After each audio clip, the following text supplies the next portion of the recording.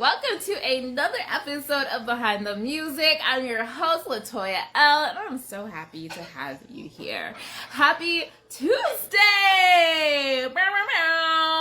You know what?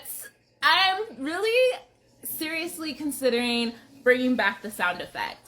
Only because sometimes when I say welcome back to Behind the Music, it just doesn't feel right holding back that sound effect. So if you're with me, if you're an OG of this podcast and you are with me with this sound effect, I'm gonna need you to comment the horn emoji. So I know for sure that we need to bring it back. Okay? Okay. Well, listen, y'all. I am so excited for today's episode. We have a traditional Indigenous artist in the house. And honestly, I'm so excited to dive into this conversation, talk about the importance of this Indigenous music, the impact Joel Wood is having in the scene across Canada. And and we're just gonna dive into his artist journey as well. So I'm really excited about all the things that this episode is going to bring to y'all. Let's get into this conversation.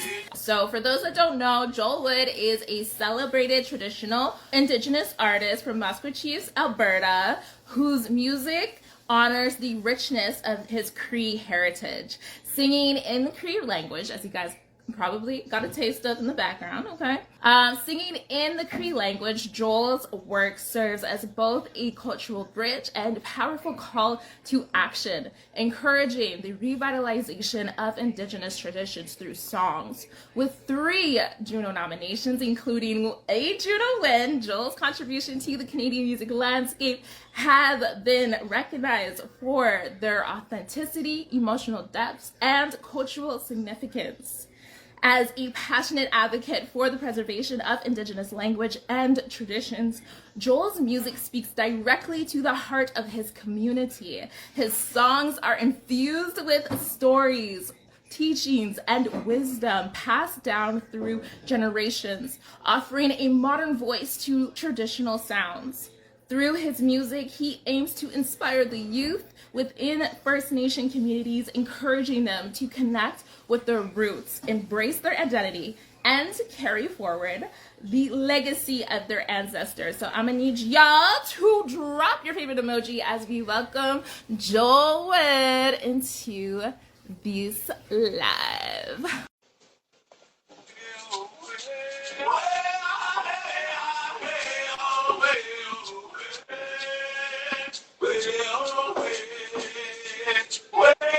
Hello? Hi, Hey, how are you?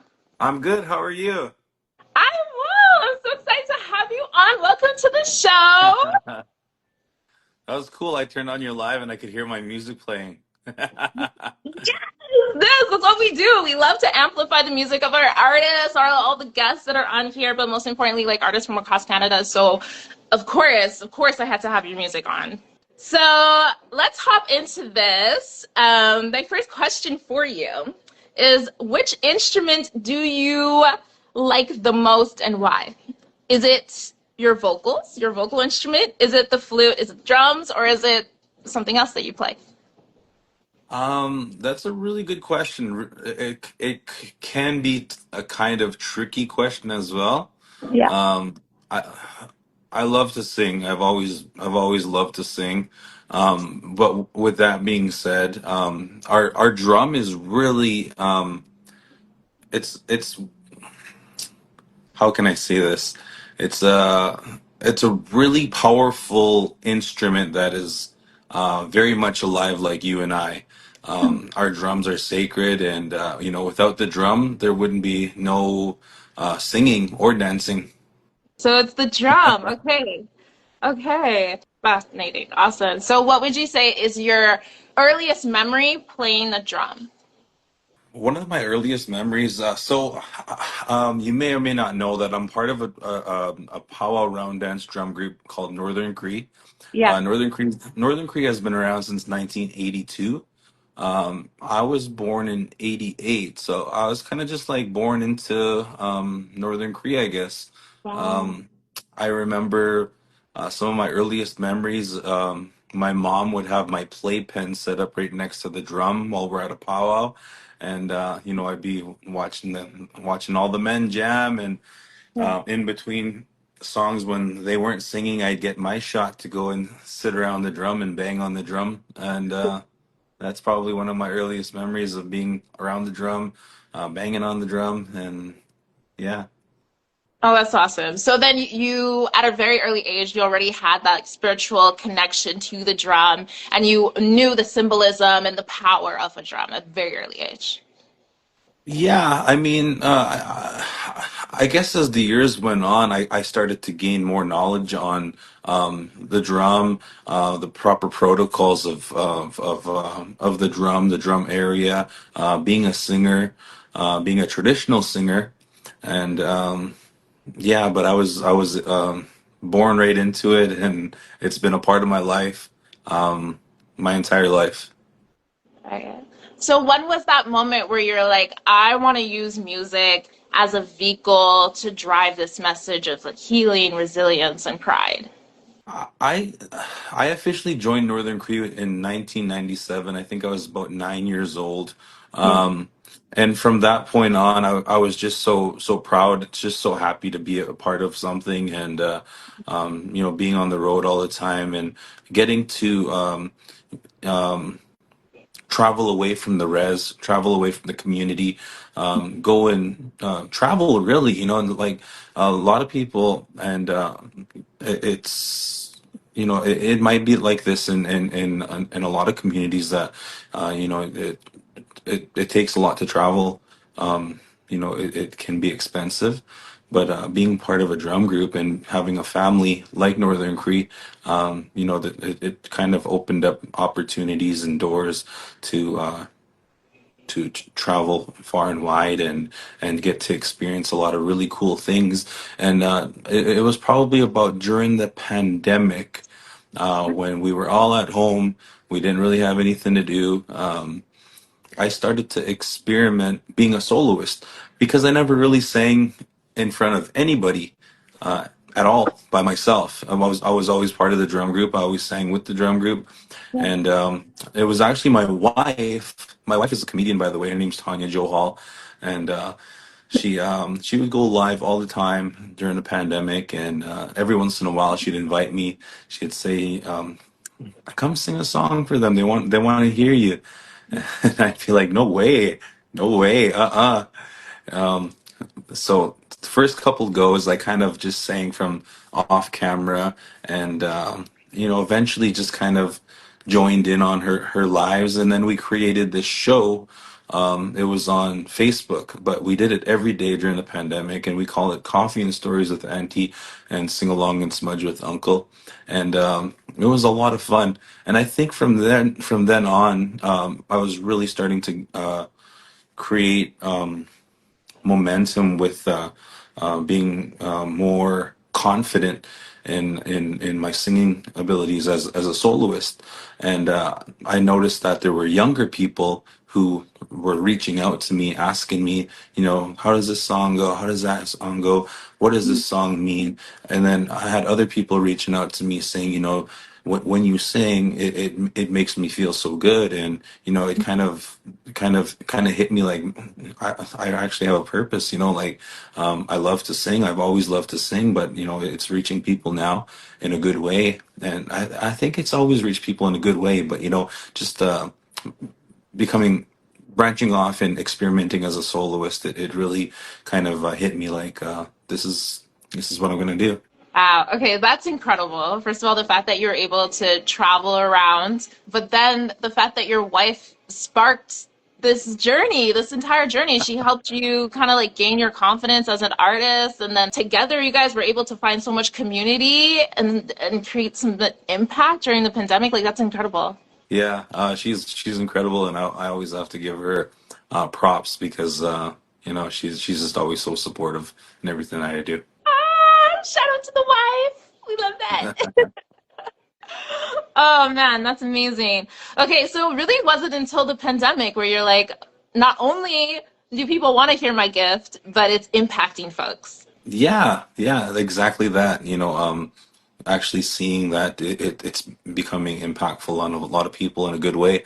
And that everything that I've been taught in my entire life is singing is healing. And that was actually the name of my very first album, Singing is Healing. And, to use it in a good way. And that if you're gonna, as a traditional singer, if you're gonna consider yourself a singer, then to use it in a good way and Yes. sing, provide that singing, that warmth, that comfort whenever called upon. Yeah, absolutely. Absolutely. That's amazing. Okay, so since you started your journey as a soloist, how do you use your connection to earth, land, or spirituality as a compass for your own artistry? I think that I always like to say, and I don't know if this goes along with your question, but this is kind of like where my answer is going. Yeah. Um, our music, our traditional music, it's Yeah. very very powerful, very healing. For first time listeners, I've heard it a lot of times over and over that first time listeners, when they hear it, it's like they always express that I don't know what it is, but it just hit me. It feels so good when I hear it. I don't know if it's the drums or if it's the singing or I don't know what it is, but go back to this and say, our music, our traditional music, our power music, round dance music, prayer songs, the flute, whatever other traditional style singing is out there. Yeah. It's the original music of this land, known as well, we call it Turtle Island, North America, Canada, United States. So, it's the original music of this land, and all the instruments that we use, our drums, we hand make our drums, our flutes, and our rattles. Any other traditional instruments out there, we handcraft them, and those instruments they didn't arrive to this land by boat. It was they were already here. This music originated here on this land, and it's powerful. It really is. Yeah, yeah, no, absolutely. So I have a question about that though. So in Western science, right, sometimes they say that frequencies, or it's believed that frequencies support healing that stimulate specific chakras in the body. When it Mhm. comes to traditional indigenous music, is there a similar interpretation and in the way that it's composed and written? Well, um, that's interesting because I've been seeing a lot of things with um, I guess you can call them, or they're calling themselves healers, and they're starting to use drums as the whole chakra and frequencies and all that. And the drums are very powerful. If you take care of your drum, it's an instrument that can create a lot of good things, goodness, and a lot of the lyrics in the songs. They create the power too, is what my belief is. And don't it's like I want to say, don't quote me on any of this, because anywhere you go across Indian country, the stories are going to be different. They might be told, the stories might be told differently, but I think and feel that we all have the same purpose when it comes to sharing songs and singing and healing and all that. But definitely the lyrics, when sung in the language, is a whole lot more powerful. And are there like common lines or phrases that are used within like traditional indigenous music that's like a common phrase that you would frequently hear? Growing up, I heard a lot of the same a lot of the same lyrics and a lot of the powwow songs around my area. Yeah. Which was cool. It was basically, being at a powwow, you'd hear, certain lyrics, phrases about, getting the dancers, telling the dancers to get up and dance, Yeah. whatever, just kind of like basic things. But also composed with a different. There's a ton of song makers, song composers throughout Indian country, and a lot of them, they all have their own style, and It's really it's really really magical, really, when a song composer makes something that's brand new. Yeah. Okay. Cool. Amazing. Amazing. I've been to a powwow, so I have experienced that. But like, I was just wondering because like, obviously, I don't speak Cree. Well, I don't know if that's obvious, but I don't speak Cree, so I don't understand the words. But I am Christian, and so like sometimes within Christian music, you'll hear like a hymn that's repeated in like a different song, whether it's an older, like an early 2000s songs or more modern song. So I was just wondering if there was like a similarity there, but yeah, it's good to learn these things. Yeah, so I guess like the song structure for powwow songs is, it's a phrase, and then you'll sing it one verse through, and then you'll sing it a second verse through, and then you'll have the lead again, like a solo, I guess you would call it, but we would refer to it as a lead. And then after the lead, the whole group would join in and re-sing that lead, and then you go into the phrase again, which would be the first verse. And then Okay. after that first verse is done, you would repeat it and say the same thing over in Yeah. a second. So you'd have four leads, and typically you have four leads per song, so eight verses. Yeah, okay. Very cool. Very cool. Okay, so kind of flipping the topic to your Juno win. You've been nominated 3 times, but you finally got your win in 2024 for Traditional Indigenous Artist of the Year. Can you take us back to that moment when you heard your name? What was that like? What were you feeling?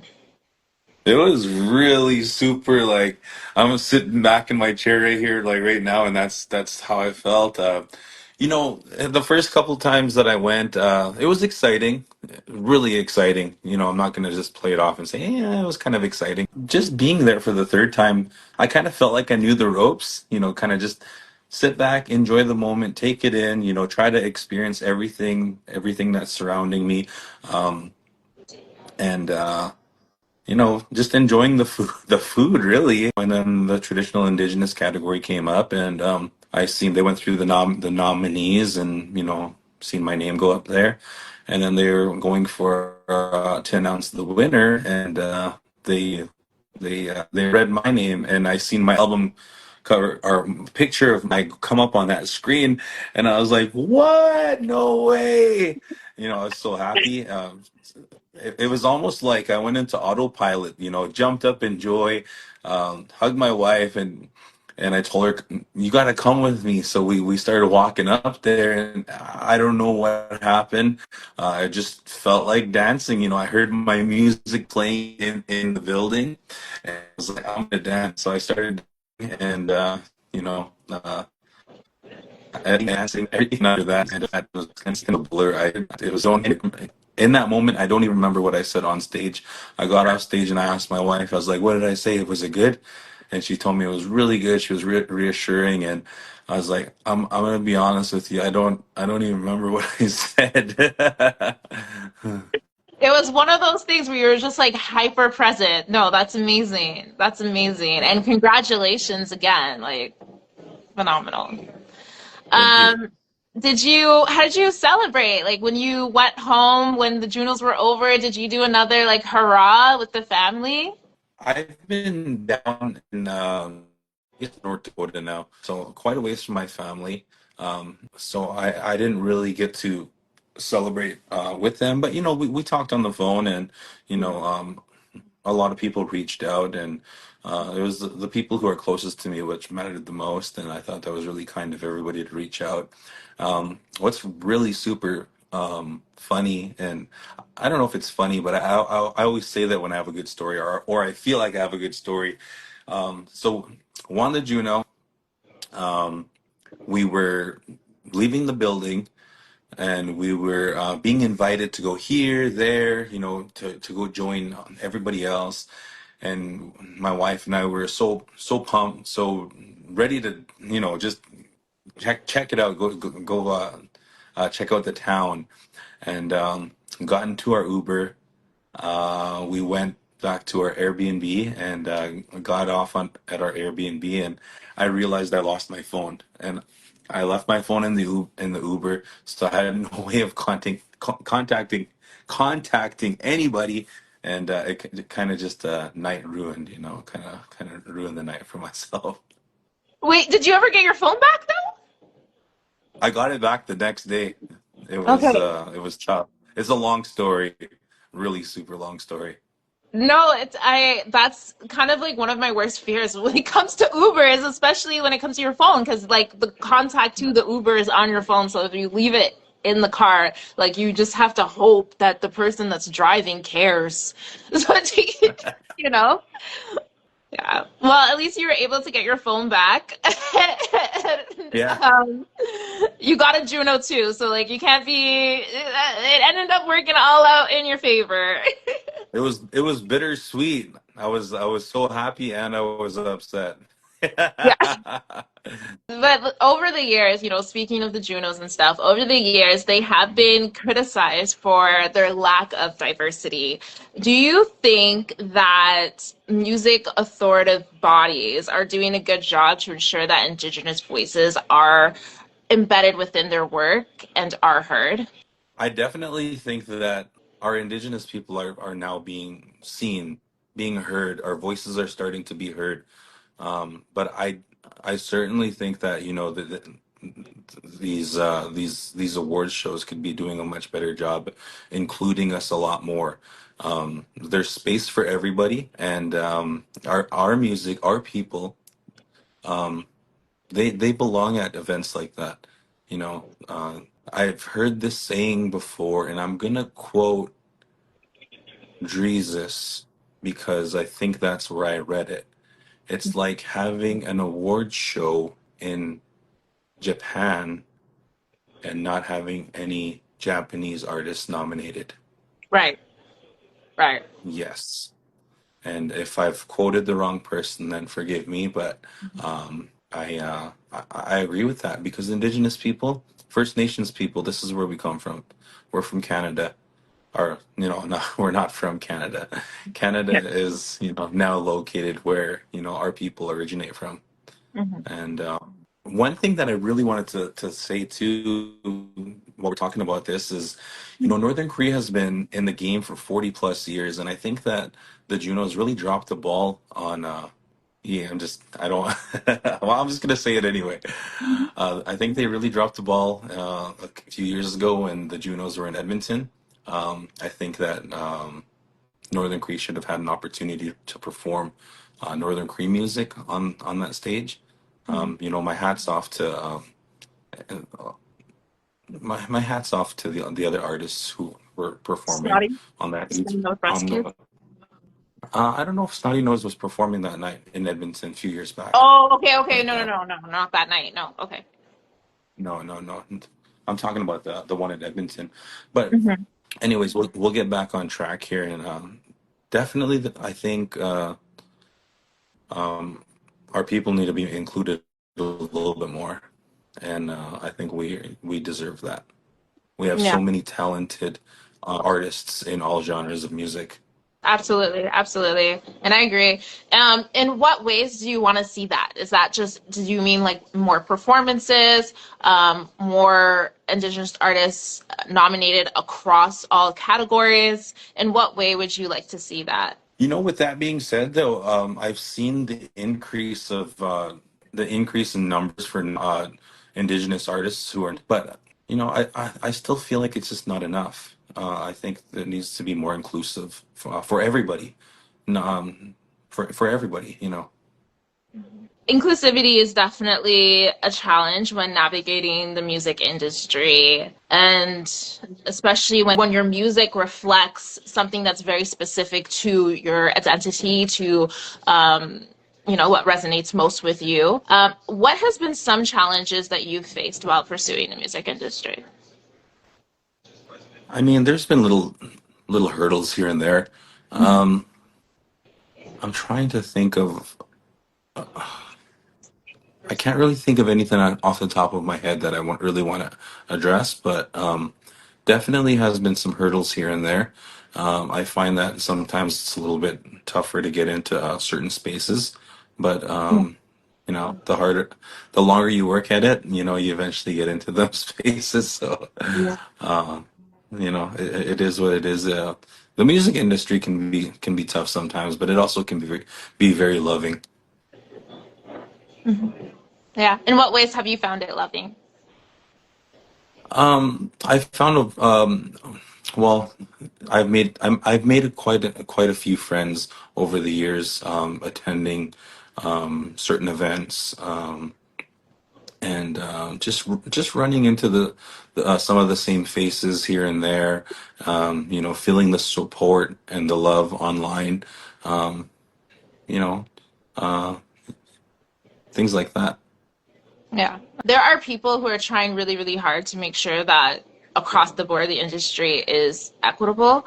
But then there's like your peers who are just like cool human beings that understand the mission and that are just so supportive. So I totally understand where you're coming from there.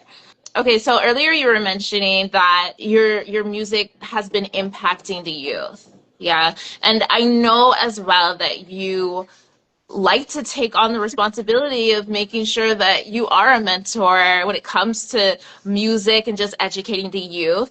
So can you talk to us more about what exactly you do as a music mentor and then also why is that work so important to you? So my wife is here with me too, and she's like, "Well, you mentor me, Yeah. since the pandemic, she's really coming out.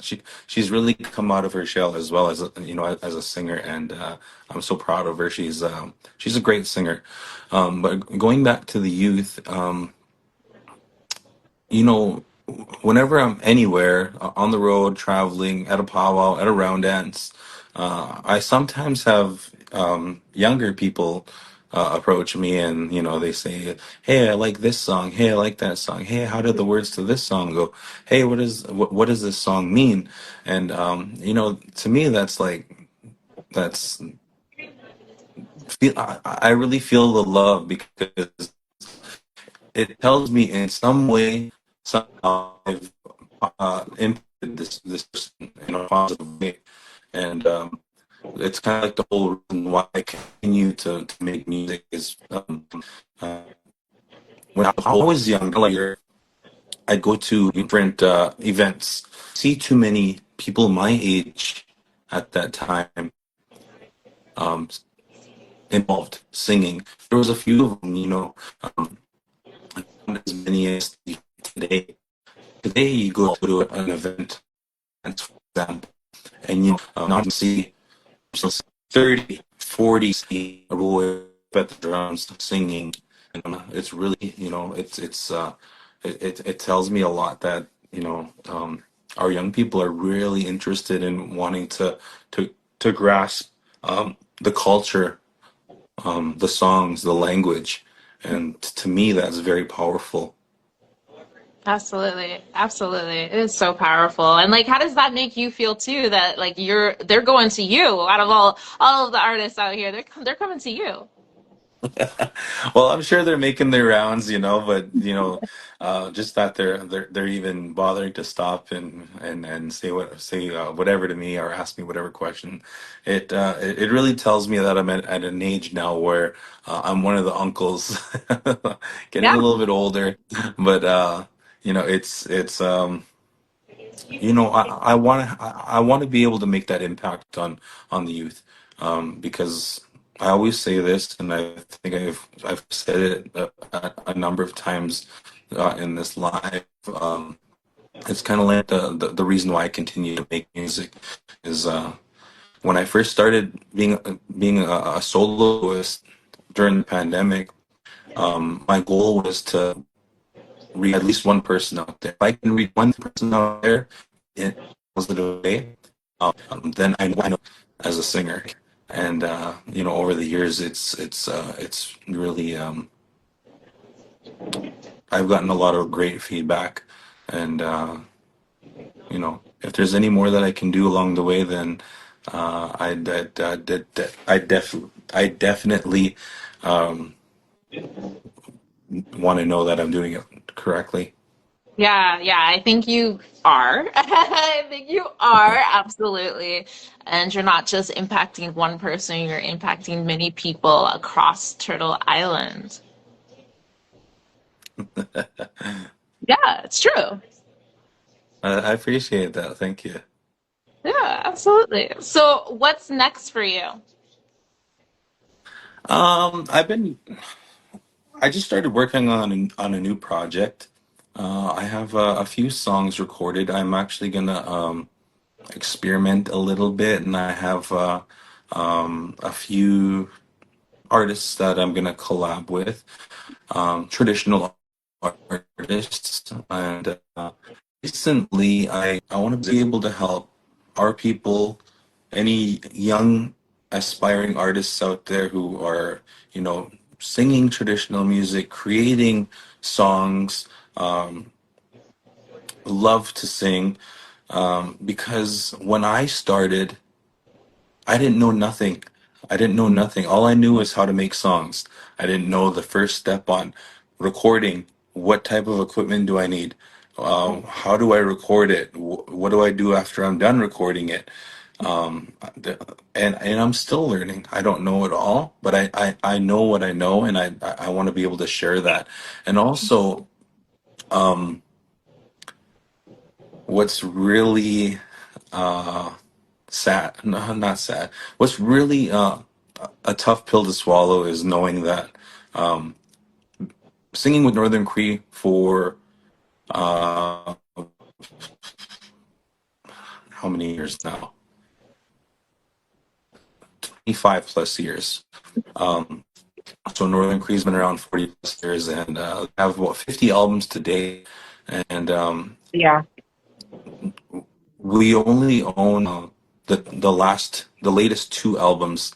We only own the masters on just those ones.